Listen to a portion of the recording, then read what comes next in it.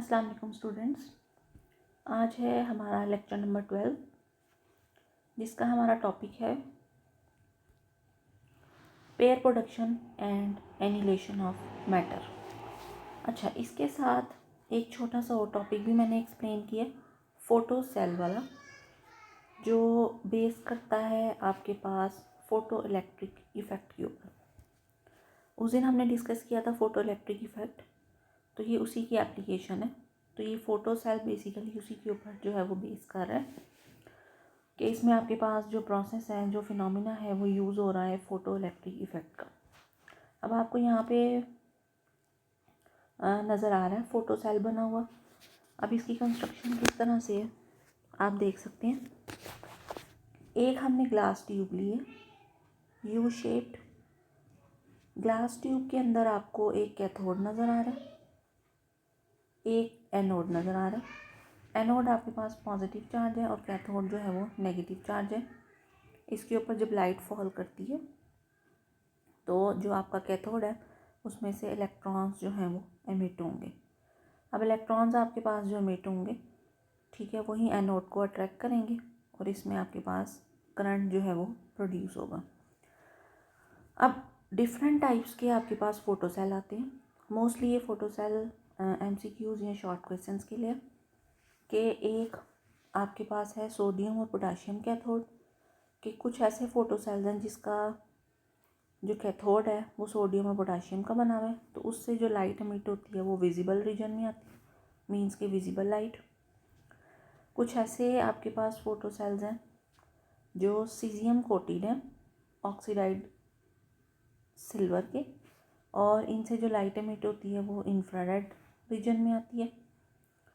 और third number पे कुछ मेटल्स हैं, कुछ कैथोड ऐसे हैं जो डिफरेंट मेटल्स के बने हैं, उनसे जो रेडिएशन एमिट होती हैं वो अल्ट्रा वायलेट रेडिएशंस में आती हैं या अल्ट्रा वायलेट रीजन में। तो ये 3 तरह के कैथोड्स जो हैं वो डिफरेंट टाइप्स के हम यूज़ करते हैं। उसके बाद फ़ोटो सेल्स की कुछ एप्लीकेशंस हैं कि ये कहाँ कहाँ पे यूज़ हो रहे हैं, वो आप देख लें। सिक्योरिटी सिस्टम्स, ये डिफरेंट जो आपके पास सिक्योरिटी सिस्टम्स हैं उनके अंदर photo cells as a light use होते हैं। काउंटिंग सिस्टम्स, काउंटिंग के लिए यूज़ होते हैं। ऑटोमेटिक डोर सिस्टम, ये जो आपके ऑटोमेटिक डोर सिस्टम्स हैं उनके अंदर यूज़ हो रहे हैं। स्ट्रीट लाइटनिंग, ये जो ऑटोमेटिकली स्ट्रीट्स में जो लाइट्स हैं वो ऑन होती हैं, ऑफ होती हैं, उस प्रोसेस में यूज़ हो रहे हैं।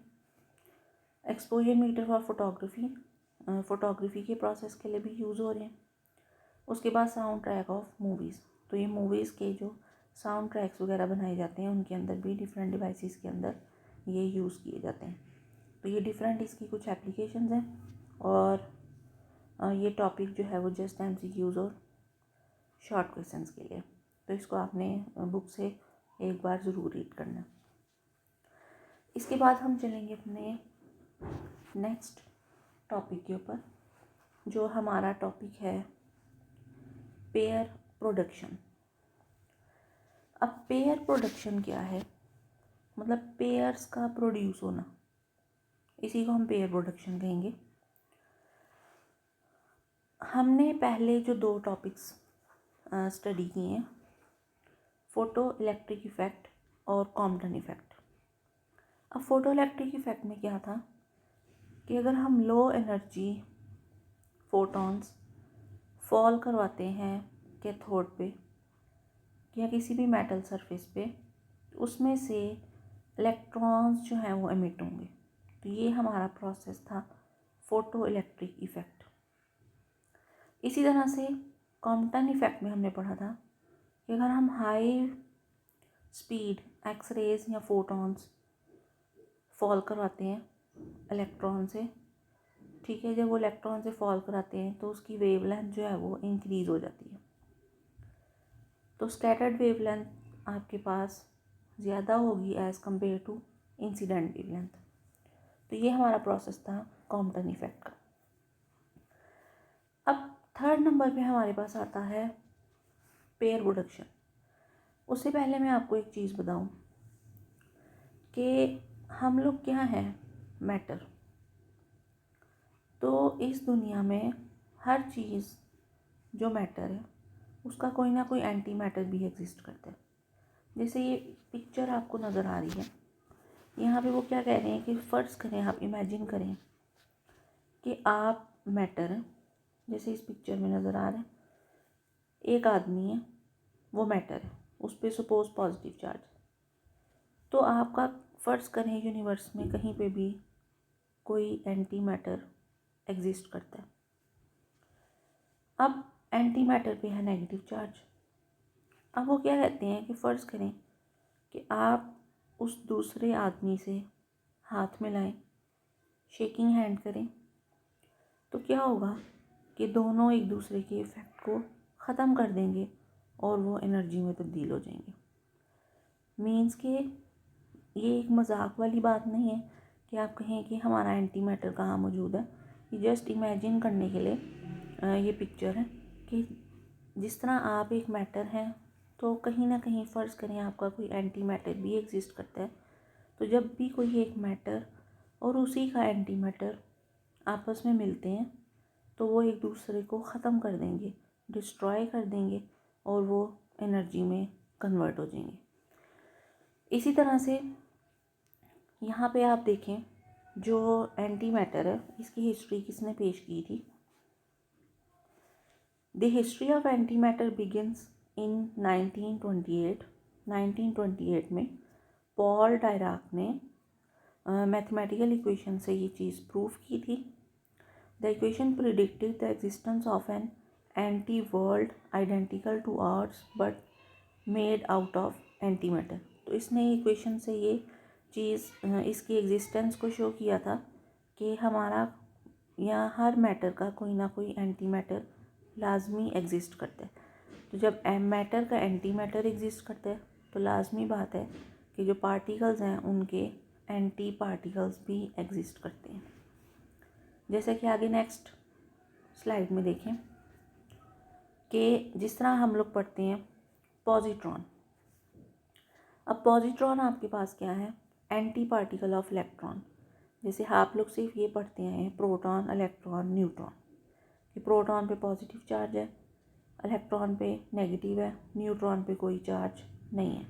लेकिन हम यहाँ पे ये डिस्कस कर रहे हैं कि जिस तरह से इलेक्ट्रॉन है उस पर नेगेटिव चार्ज है, उसका मैस है 9.1 × 10⁻31, तो उसी का एंटी पार्टिकल भी एग्जिस्ट करता है जिसका चार्ज आपके पास ऑपोजिट है, लेकिन मैस आपके पास जो है वो सेम होगा। जैसे इलेक्ट्रॉन पे नेगेटिव चार्ज है, तो उसी का एंटी पार्टिकल क्या कहलाएगा? पॉजिट्रॉन, और पॉजिट्रॉन पे होगा पॉजिटिव चार्ज। इसके बाद अब आ जाना आप नेक्स्ट स्लाइड पे कि what is the pair production. The conversion of gamma ray photon into an electron and a positron, कि जब हम किसी भी हाई एनर्जी गैमा रेज को फॉल करवाते हैं, फोटोन को फॉल करवाते हैं किसी भी न्यूक्लियस पे, किसी भी मैटर पे, तो वो आगे इलेक्ट्रॉन और पॉजिट्रॉन में चेंज हो जाएगा। मींस के दोनों इक्वल पार्ट्स में डिवाइड हो जाएंगे, इलेक्ट्रॉन और पॉजिट्रॉन में। इलेक्ट्रॉन पे नेगेटिव चार्ज है और पॉजिट्रॉन पे पॉजिटिव चार्ज है, तो ये आगे से दो पेयर्स में कन्वर्ट हो जाएंगे। इस प्रोसेस को हम पेयर प्रोडक्शन का नाम देंगे।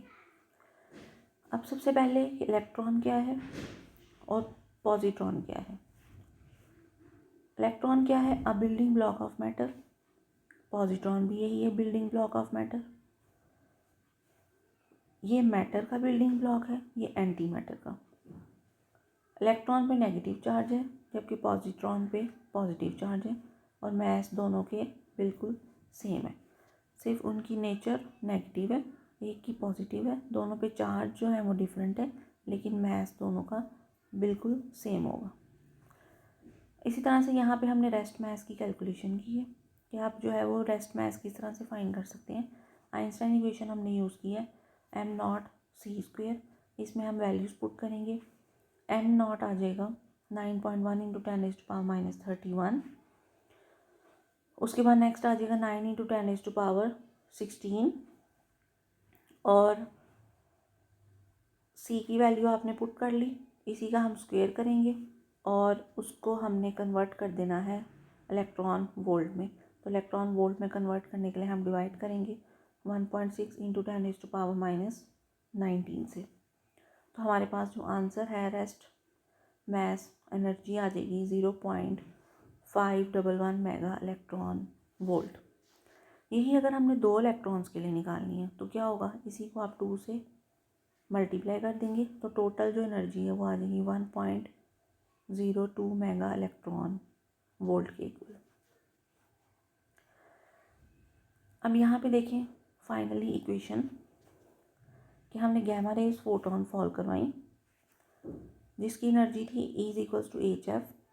अच्छा, अब हमने जो प्रोसेस करना है उसमें आपके लिए लाजमी है कि जो हमारे पास एनर्जी है वो कितनी होनी चाहिए, आगे 2 पेयर्स में कन्वर्ट करने के लिए कितनी एनर्जी होनी चाहिए, या तो 1.02 मेगा इलेक्ट्रॉन वोल्ट हो या इससे ग्रेटर हो।